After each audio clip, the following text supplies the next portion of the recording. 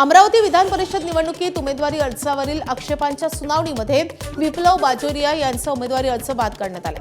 यावेळी बाजोरिया रात्री 9 वाजता निर्णयाची प्रत मागायला परत जिल्हाधिकारी कार्यालयात आले, तेव्हा त्यांनी त्या ठिकाणी वाद घालत आक्षेपार्ह भाषा वापरण्यात आली आहे। तसेच प्रशासकीय कामकाजात अडथळा निर्माण करण्यात आल्याचा आरोप जिल्हा प्रशासनाने केलाय। या घटनेनंतर निवासी जिल्हाधिकारी संतोष काकडे यांनी गाडगेनगर पोलीस ठाण्यात अधिकृत तक्रार दाखल केली आहे। या तक्रारीच्या आधारे मंगळवारी रात्री 1 वाजता माजी आमदार विप्लव बाजोरिया, माजी आमदार गोपीकिशन बाजोरिया आणि इतरांविरोधात गुन्हा दाखल झालाय। यावेळी माजी आमदार विप्लव बाजोरिया आणि त्यांचे वडील माजी आमदार गोपीकिशन बाजोरिया यांनी जो गोंधळ घातला त्याचा व्हिडिओ एबीपी माझाच्या हाती आलाय।